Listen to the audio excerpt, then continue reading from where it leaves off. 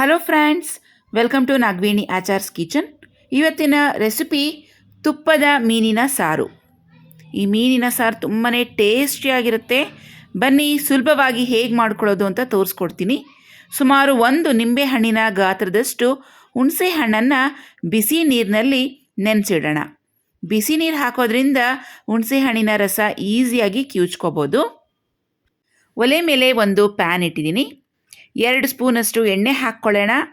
ಸುಮಾರು 2 medium sized ಈರುಳ್ಳಿಯನ್ನು ಹಾಕಿದ್ದೀನಿ. 10ರಿಂದ 15 ಎಸಳಷ್ಟು ಬೆಳ್ಳುಳ್ಳಿ, 1/4 ಟೀ ಸ್ಪೂನಷ್ಟು ಪೆಪ್ಪರ್ ಅಥವಾ ಕಾಳು ಮೆಣಸು, ಅರ್ಧ ಟೀ ಸ್ಪೂನಷ್ಟು ಜೀರಿಗೆ. ಇವಿಷ್ಟು ಸಾಮಗ್ರಿಗಳನ್ನು ಸಿಮ್ ಫ್ಲೇಮ್ನಲ್ಲಿ ಹದವಾಗಿ ಫ್ರೈ ಮಾಡ್ಕೊಳ್ಳೋಣ. ಜೊತೆಗೆ ಸ್ವಲ್ಪ ಕರಿಬೇವು ಸೊಪ್ಪು ಕೂಡ ಹಾಕ್ಕೊಂಡು ಫ್ರೈ ಮಾಡೋಣ. 2 ಟೊಮೆಟೊ, 1 ಕಪ್ಪಷ್ಟು ಹಸಿ ತೆಂಗಿನಕಾಯಿ ತುರಿ, ಇವಿಷ್ಟನ್ನು ಚೆನ್ನಾಗಿ ಫ್ರೈ ಮಾಡ್ಕೋಬೇಕು. ಟೊಮೆಟೊ ಎಲ್ಲ ಚೆನ್ನಾಗಿ ಸಾಫ್ಟ್ ಆಗಬೇಕು, ಅಲ್ಲಿವರೆಗೂ ಇದನ್ನು ಫ್ರೈ ಮಾಡ್ಕೊಳ್ಳೋಣ. ನೋಡಿ, ಈ ರೀತಿಯಾಗಿ ಸಾಂಬಾರ್ ಪೌಡರನ್ನು ಹಾಕ್ತಾಯಿದ್ದೀನಿ. ಸುಮಾರು 2 ಸ್ಪೂನಷ್ಟು ಹಾಕ್ತಾಯಿದ್ದೀನಿ. Red chilli powder 1 tea spoon, ಮಸಾಲೆ ಧನಿಯಾ ಪುಡಿ 2 ಟೀ ಸ್ಪೂನಷ್ಟು ಹಾಕ್ತಾಯಿದ್ದೀನಿ. 1/4 ಟೀ ಸ್ಪೂನಷ್ಟು ಅರಿಶಿಣ. ಇವಿಷ್ಟು ಸಾಮಗ್ರಿಗಳನ್ನು ಸುಮಾರು 30 ಸೆಕೆಂಡ್ಗಳು ಫ್ರೈ ಮಾಡ್ಕೋಬೇಕು. ಈಗ ಸ್ಟವನ್ನು ಆಫ್ ಮಾಡ್ಕೊತಾ ಇದ್ದೀನಿ. ಇದು ತಣ್ಣಕ್ಕಾದಮೇಲೆ ನುಣ್ಣಕ್ಕೆ ಮಸಾಲೆ ರುಬ್ಕೊಂಡು ಬರೋಣ. ಒಂದು ಪ್ಯಾನ್ ಇಟ್ಟಿದ್ದೀನಿ ಸ್ಟವ್ ಮೇಲೆ.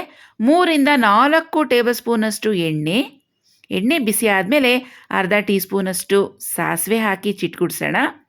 1/4 ಟೀ ಸ್ಪೂನಷ್ಟು ಮೆಂತ್ಯೆ, ಜಜ್ಜಿರುವಂಥ ಬೆಳ್ಳುಳ್ಳಿ 10ರಿಂದ 15 ಎಸಳಷ್ಟು, 1 ಸಣ್ಣದಾಗಿ ಹೆಚ್ಚಿರುವಂಥ ಈರುಳ್ಳಿಯನ್ನು ಹಾಕ್ಕೊಂಡು ಚೆನ್ನಾಗಿ ಫ್ರೈ ಮಾಡ್ಕೋಬೇಕು.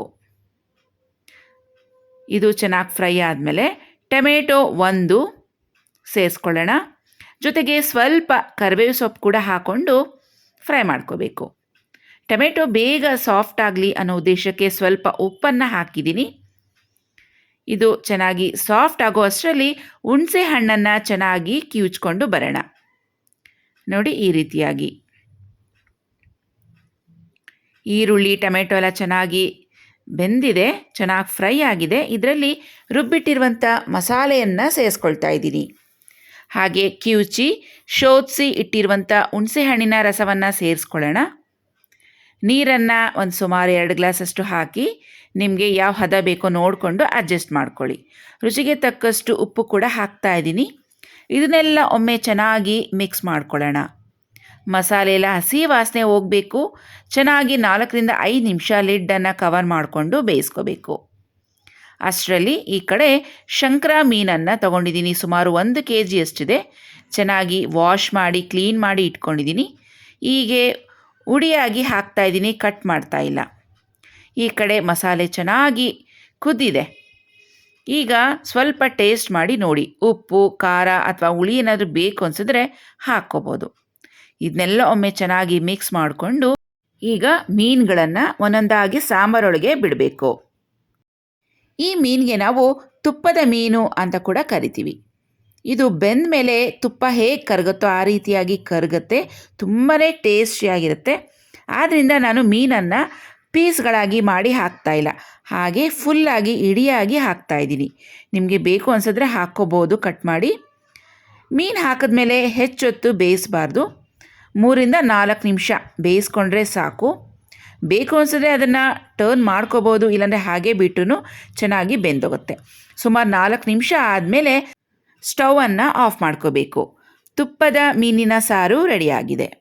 ಈ ಮೀನಿನ ಸಾರಿನ ಜೊತೆಗೆ ನೀರು ದೋಸೆ, ಅಕ್ಕಿ ರೊಟ್ಟಿ, ರಾಗಿ ಮುದ್ದೆ, ವೈಟ್ ರೈಸ್ ಸೂಪರ್ ಕಾಂಬಿನೇಷನ್ ಅಂತ ಹೇಳ್ಬೋದು. ಇನ್ನೂ ಹೆಚ್ಚಿನ ಈಸಿ ರೆಸಿಪೀಸ್ಗೆ ನಾಗವೇಣಿ ಆಚಾರ್ಸ್ ಕಿಚನ್ ಚಾನಲನ್ನು ಸಬ್ಸ್ಕ್ರೈಬ್ ಮಾಡ್ಕೊಳ್ಳೋದನ್ನ ಮರಿಬೇಡಿ. ಮತ್ತೆ ಭೇಟಿ ಆಗ್ತೀನಿ ನಮ್ಮ ಮುಂದಿನ ವಿಡಿಯೋದಲ್ಲಿ. Take care, bye friends.